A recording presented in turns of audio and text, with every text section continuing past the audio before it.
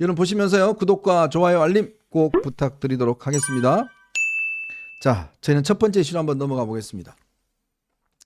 최근에 민주당의 이재명 대표가 상속세라든지 또 뭐 여러 가지 어떤 전략들을 내놓고 있는데 그게 말이에요.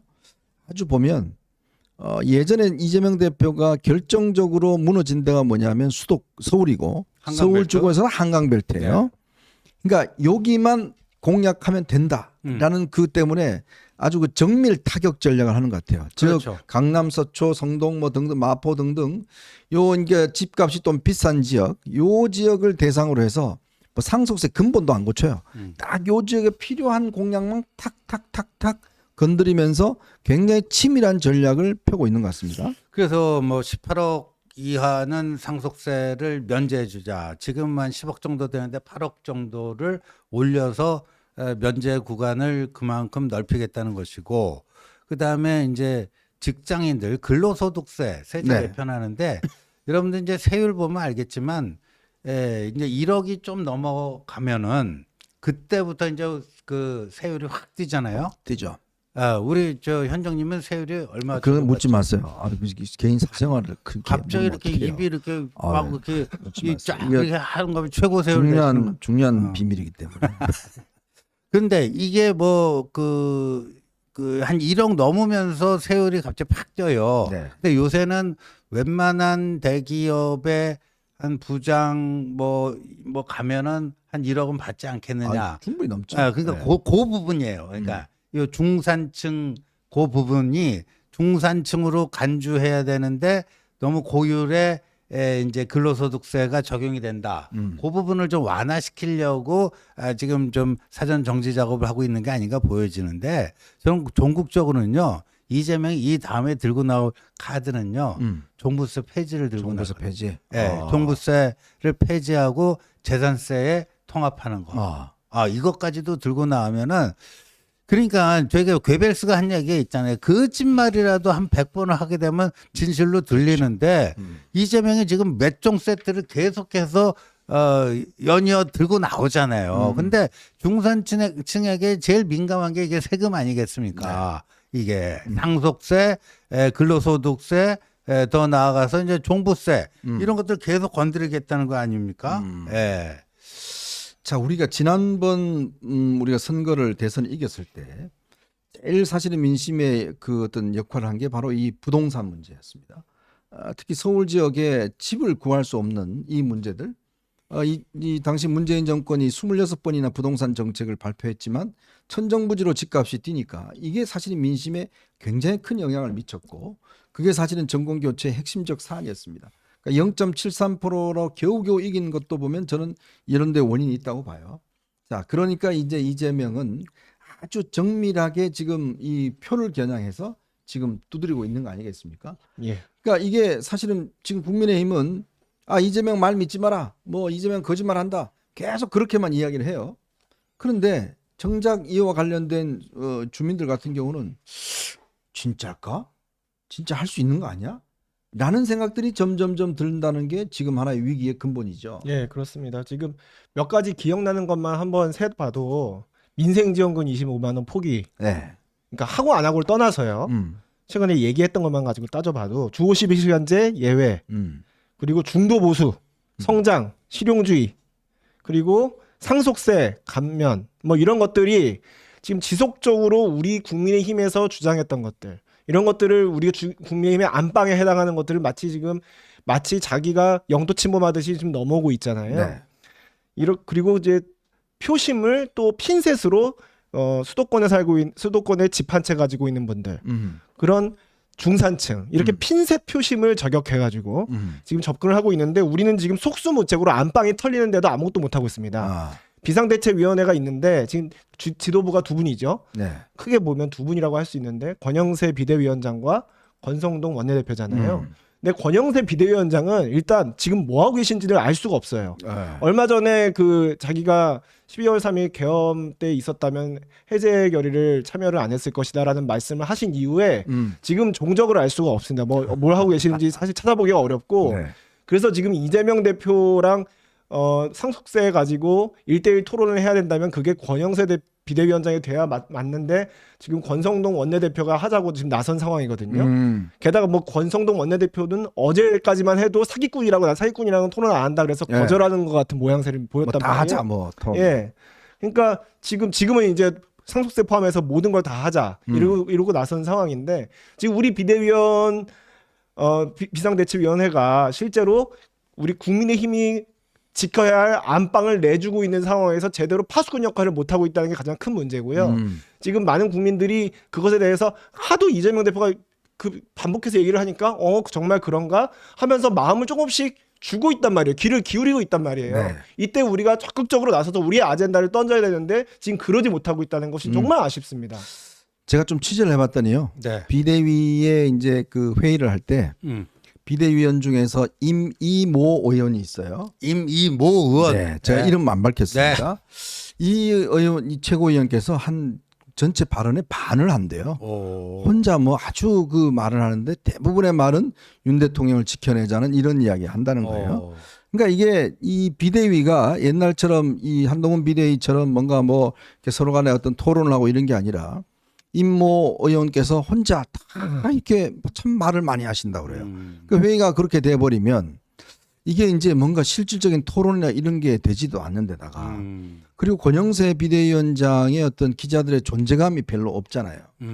그러니 이게 저쪽에서 아젠다를 계속 던지는데 이쪽은 그냥 뭐 이게 비상도 아니고 오히려 뭐 그냥 이 대변인들 논평만 네. 몇 개 내고 네. 그냥 별 움직임이 없어요. 그러니까요. 지금 이 사실상 그 뭐 토론은 이재명 측에서 먼저 그 제안을 했는데 권성동 원내대표가 안 받는다고 그랬잖아요. 네. 사기꾼하고 무슨 토론하느냐. 그러니까 이러면 안 되는 거죠, 이게. 그러니까 저는 이걸 잘 봐야 되는데 또 좀 얘기 나오지만 저 쌍권 위에 쌍전이 있단 말이에요. 네네. 예? 전광훈, 전한길. 그러니까 이 쌍권이 쌍전에 의해서 오른쪽 가상자리를 이동하고 이 중도 보수 여기가 비니까 이재명이 먹겠다고 들어오고 있는 그런 형국이란 말이에요. 그래서 이재명이 또 공세적으로 무슨 상속세 문제 이런 거에 대해 토론 한번 해보자. 근데 네가 무슨 중도 보수냐?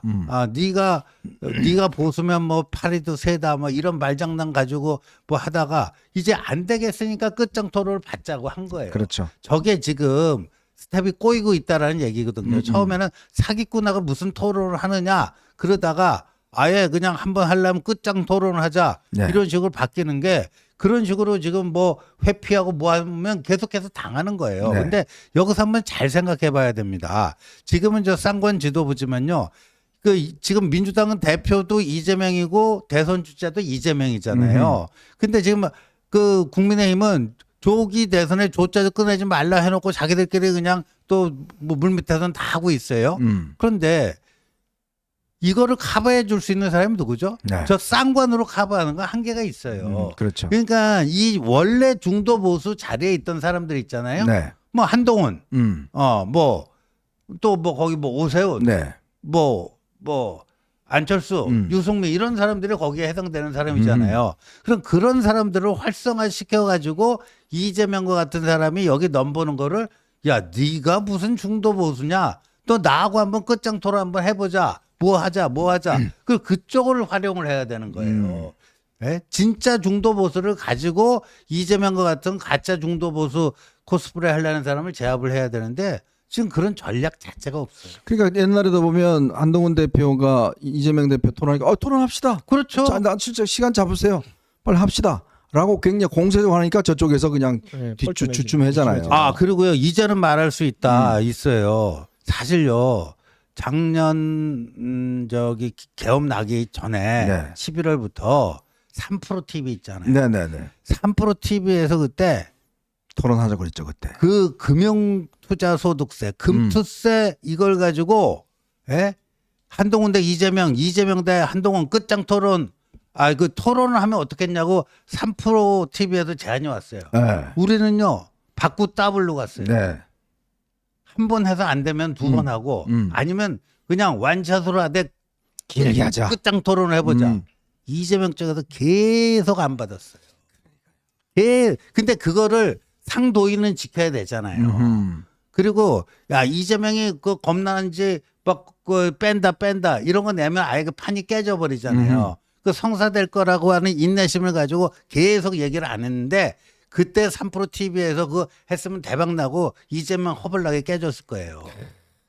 그러니까 이게 그렇습니다. 토론 이게 어떤 공세라는 게 계속 아니다라고만 하면 사실은 국민들 입장에서는 쟤들 자신감이 없나? 그렇죠. 왜 못하지? 왜 하면 왜 못해? 이런 생각들을 갖고 있는 거예요. 지금 국민의힘 모양이 딱 그 모양이에요. 저기서는 계속 공세를 하고 그게 지금 계속 이슈가 되면서 지금 모든 신문과 방송에서 중도보수, 상속세 뭐 이런 것들이 막 나오면서 민주당을 사실상 선전해주고 있는 거예요. 근데 이쪽에서는 야 사기꾼이야 안 돼 이야기만 잔뜩 나오고 있지. 그럼 당신은 뭐 하려는데? 그거는 내가 모르지 뭐 이런 겁니다. 지금. 예. 지금 싸움은 기세잖아요, 기세. 이 기세에서 지금 짓눌리고 있으니까 저희가 앞으로 민주당과 상대를 할 때 이게 일단 기가 눌리기 시작하니까 이게 지지자들도 힘이 빠지고 저희 국민의힘에 몸을 담고 있는 당직자들도 힘이 빠지고 이런 상황인데 더 슬픈 건 뭐냐면 지금 이재명 대표가 드라이브를 걸고 있는 이슈들이 우리 보수 우파 정당의 전매 특허 같은 감세 정책이란 그렇죠. 말이에요. 네. 감세 정책을 우리가 주도를 못하고 저쪽에서 주도를 한 다음에 우리를 초부자 감세하는 정당으로 밀어붙이고 토론하지 않는데 제대로 응대하지도 못하고 있는 거예요. 그래서 굉장히 한심한 상황이고 지금 최고 세율 인하라든가 네. 뭐 기업 상속 그 가업 상속 공제 확대라든가 요즘 연금 문제도 또 예, 있잖아요. 최대 주주 할증 그리고 연금 문제 이게 다 우리 나름의 아젠다가 있고 치고받고 싸우면 우리가 국민들을 설득해낼 수 있는 성장 아젠다들입니다. 그렇죠. 근데 이걸 우리가 지금 주도하지 못하고 이재명 대표의 드라이브에 속수무책으로 밀려서 마치 초부자 감세를 하는 정당으로 우리가 또 스스로 프레임이 됐단 말이에요. 그러니까 이런 상황 자체가 현재 비대위가 무능하다는 것이고 권영세 비대위원장은 어디 계신지 알 수가 없고 권성동 원내대표는 1대1로 맞서 싸우는 것을 두려워하는 듯한 모양새를 어제 보인 것이 굉장히 지금 많은 지지자들이 힘을 빠지게 하는 기세전에서 이미 밀리는 그런 모양새가 아닌가 싶어요. 그러니까 다윗과 골리앗의 싸움도 네. 그 골리앗을 겨냥해서 다윗이 정말 당당하게 나가 싸우면서 결국 이기지 않습니까?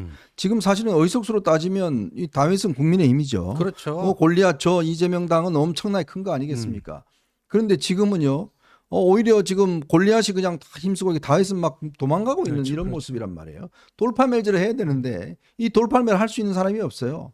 다들 뭡니까? 지금 매일 기자회견 잡히는 게 뭐냐면 다 법사위원들 지금 뭐 공수처 비판하는 거 우리 또 요즘 나경원 의원이 열심히 또 뭐 입장을 내시더라고요. 또 우리 김기현 전 대표 뭐 이런 분들 맨날 나와서 헌재 이야기만 하고 있고 공수처 이야기만 하고 있는데 근데 국민들이 솔직히 그 관심이 있습니까? 없어요. 네? 맞습니다. 네. 네. 그리고요 어제가 3.1절이었잖아요. 한교총이라고 어제는 있습니다. 3.1절이 아닙니다. 아, 저 어제가 3.1절이 일요일인데 제가 착각했습니다. 어제 그 한교총이라고 한국교회총연합 네. 여기가 우리 한국에 지금 교회가 저기 몇 개 정도 있는지 아세요, 현장님? 그는 엄청난 미스터리 같은데. 한 7만 개 정도 된대요. 7만 개. 교회 야, 숫자만 큰 교회건 작은 교회건 다 하나씩 카운트했을 때. 근데 그 신자들의 한 90%를 이렇게 포용하고 있는 곳이 이제 한교총이에요. 한국교회 총연합이 어제 3.1절 그 기념 예배를 저 일산에 있는 신소망교회라는 곳에서 했어요. 그리고 어제 한교총이 그 3.1절 기념 예배를 보면서 성명을 내놨는데 뭐라고 그랬냐? 저기 탄핵 심판 결과가 그 어떻게 나오던 승복을 해야 된다. 아, 그 이야기 참하다. 승복을 해야 된다. 그러면서 한국 교회는 극단적인 좌우 다 용인하지 않는다. 네. 그러니까 극단주의하고는 교회는 같이 갈 수가 없다. 그 극좌가 됐던 극우가 됐던 용인할 수 없다. 헌재 판결이 나오면 어떤 내용이든 한교총은 존중할 것이다. 이러고 있어요. 근데 지금 국민의힘 지도부는 헌재 판결에 대해서 명확한 얘기를 못하고 있어요. 못하고 있죠. 그 경우에 따라서는 불복할 수도 있을 것처럼 얘기하고 있고 그래서 내일 윤석열 대통령이 최후 진술에서 그것과 관련해서 어떤 발언을 할지 이게 귀를 쫑긋 세우고 있는 건데 그러니까 정치 정당이요 교회보다도 지금 움직이는 속도가 느린 거예요. 한교총이 정치 집단이 아니잖아요. 그렇죠. 우리 한국 기독교를 대표하는 단체인데 저기서도 저 정도까지 지금 얘기가 나오는데 지금 집권 여당이 저 정도 교회보다도 속도가 느려요. 네. 그럼 이게 대응이 쉽게 말해서 대응이 제대로 되겠습니까 이게? 네. 그리고 우리 그 댓글에 어떤 분들 그저 오세훈 시장이 한 토지 허가제 이거 푼 거 이거 있잖아요. 이게 지금 난리 났습니다. 솔직히 이야기해서. 이것 때문에요. 지금 강남 집값이 2억 3억씩 지금 맨날 올라가고 있어요. 8일 동안에 8% 떴다는데요. 이거 지금 왜 지금 이 시점에 이거를 물론 뭐 이게 정책적으로 이제 있는 것도 그거 하지만 지금 이거 푸는 바람에 이 자칫 지금 강남 집값만 확 올라가고 지금 이 다른 데하고 집값 격차가 너무 커져 버렸어요. 예. 그러니까 이렇게 되면 이 보니까요. 강남 상구 평균 거래 가격이 8% 상승을 했다고 그러는데 글쎄 참 이것도 좀 이해하기 어렵습니다. 그리고 어제 네? 그 어느 방송사 리포트에서 보여주는데요. 저 마포에 저 마레프라고 있거든요. 마레프 있죠. 아현동에. 예. 예. 마레프를 이제 마레프 두 채 사는 거랑 네. 같은 30억을 가지고 예를 들어서 7년 전에 마레프를 뭐 25평짜리를 두 채를 산 사람과 네네. 반포에 똘똘한 한 채. 25평짜리 그거를 한 채를 산 사람 이게 봤더니 마레프 그 두 채 산 사람은 그거를 만약에 처분했다 했을 때 7억을 벌었다면은 반포에 똘똘한 한 채 그 사람은 17억을 벌었다. 어우. 그러니까 마레프만 하더라도 이 강북에서는 아주 A급이거든요. 그렇죠. 그 정도로 이 부동산 집값 양극화가 심화되고 있는데 저 토지거래 허가제 그리고 제가 토요일 저녁 때 무슨 저 약속이 있어서 송파 어딜 갔는데 송파에 딱 보니까 약속을 지켰습니다. 제가 누구라고 얘기 안 하겠습니다. 토지 허가 토지거래 허가 네. 지역 해제 약속 지켰습니다. 딱 현수막을 걸었는데 그러니까요. 이게 네? 이제 전체적인 어떤 여론의 어떤 지형이 그쪽만 보고 하는 게 아니지 않습니까? 그렇죠. 다른 지역도 봐야 되고 지금 다른 지역은 지금 이게 너무 또 떨어져서 이게 지금 이런 것들이 있는데 이게 지금 뭔가 이 당 지도부가 정책적인 어떤 역할, 중재 역할 이런 걸 못 하다 보니 지금 도대체 이 집권 여당이 뭐 하냐 이런 이야기도 많이 나오고 있고 참 걱정스럽습니다. 지금 세계 정세도 지금 뭐 급변하고 있고 지금 오늘 독일 선거 끝났습니다만은 독일이 중도 보수 정당이 오늘 승리를 했습니다. 전 세계적으로 중도 보수가 지금 대세를 형성하고 있어요. 왜 그러냐면 트럼프 대통령 이후에 그동안 좀 이 경제와 안보에 대한 걱정들이 많다 보니까 중도 보수가 이제 꽤 전 세계적으로 지금 뛰고 있는 상황이에요. 그러면 이런 국민들의 불안감을 탁 캐치를 해서 이걸 이슈를 탁 띄우면서 역시 믿을 거는 지금 불안한 시대에 중도 보수밖에 없어 라고 하는 여론을 조성하는 게 지금 절호의 기회인데 그렇죠. 근데 이걸 요즘 지금 중도 보수를 이재명이 지금 화장하고 나와서 저 중도 보수예요 딱 그러고 지금 화장하고 나와갖고 지금 저 중도에 원래 이러고 있지 않습니까? 그러니까 국민들 깜빡 속는 거예요. 저 이재명 맞아? 이러니까 이제 이쪽은 오히려 더 막 계속 반대하는 것처럼 보여지고 있고 이쪽은 중도 보수라고 그러고 왜 이재명이 그 좋은 중도 보수 하겠어요? 그러니까요. 이 세계 흐름을 읽는 거예요. 지금 이 흐름이 중도 보수 흐름이다. 내가 저거 딱 따먹어야 되겠다. 딱 그러니까 지금 이재명은 중도 보수를 먼저 하는데 국민의힘은 우리 그건가? 이러고 있지 않습니까 지금? 예, 맞습니다. 지금 미국의 트럼프 대통령만 믿고 있기는 지금 트럼프 대통령이 제조업 분야에 관세 부과하는 거 보면 그리고 이제 뭐 그 우크라이나 러시아 전쟁에서 지금 관여를 하는 걸 보면 이분한테는 지금 미국이라는 자국의 이외에 동맹이라든가 이제 그런 가치 동맹이라고 우리가 불렀잖아요. 네. 이런 것보다는 철저하게 국익 중심이거든요. 그리고 우리 한국에서도 그걸 똑같이 뭐 트럼프처럼 나간다고 트럼프를 믿고 트럼프처럼 나간다고 되는 게 아니라 대한민국의 국익 중심으로 생각을 하고 그러면서도 트럼프가 너무 극단적으로 나가면 그걸 보완할 수 있는 전략을 합리적으로 준비하는 중도 보수 세력이 뜰 수밖에 없는데 지금은 그런 어떤 합리적인 목소리가 나오기보다는 너무 지금 우리 정치 지형 자체가 너무 극단화되고 있어서 네. 트럼프의 저런 독주를 우리가 국익에 맞게 어느 정도 견제하면서 또 맞춰가면서 할 수 있는 그런 합리적인 세력이 없다. 그런 게 굉장히 문제고 아까 부동산 얘기 잠깐 나왔는데 지금 서울 내에서 강남 강북의 격차도 문제지만 수도권과 지역의 격차 생각하면 지금 우리 어벤져스 구독자님들도 마찬가지시겠지만 전국에 다 계시지 않겠습니까? 세종 엄청 떨어졌다면서요? 세종만 해도 아까 어느 분이 댓글 다루셨던데 굉장히 뭐 민주당 때 그 집값 오른다고 해서 많이 몰렸는데 네. 지금 세종시 집값 떨어져서 시민들 굉장히 힘들어합니다. 어. 그러니까 그나마 지역에서 좋다는 세종도 그 지경이에요. 그렇다면 다른 지역이 어떻겠습니까? 송도는 뭐 3분의 1 토막 났다더라고요. 어. 네. 이런 송도, 상황에서 지금 정치권은 지금 헌자패가 있고 공수처패가 있고 이게 이래도 되나 모르겠습니다. 네. 참 이 집권 여당이라는 건요 국민의 삶을 책임진다는 이야기입니다. 사실 그동안 우리가 민주당이 국민의 삶을 책임 못 져줄 때 그걸 해서 그나마 선거에 이겼는데 지금은 전부 다 대통령을 지키면 모든 게 다 해결되는 것처럼 저렇게 몰려가고 있으니 그것도 중진들이 자기 정치적인 어떤 미래를 생각하면서 저렇게 가고 있으니 이제 비대위가 이제 비상인데 비대위가 아니라 그냥 평상위다. 그리고 이거 해체돼야 되는 거 아니냐. 이런 이야기까지 지금 나오고 있는 상황입니다. 참 매일 아침 똑같은 이야기를 계속 하고 있는 거. 저쪽에서 이야기하면 반대, 이쪽에 이야기하면 반대, 반대밖에 없어요. 그럼 뭐 어떻게 할 건지 이거에 대한 것이 없습니다. 자, 저희는 이제 두 번째 이슈로 한번 넘어가 보겠습니다. 여러분 보시면서요 구독과 좋아요 알림 꼭 부탁드리도록 하겠습니다. 자.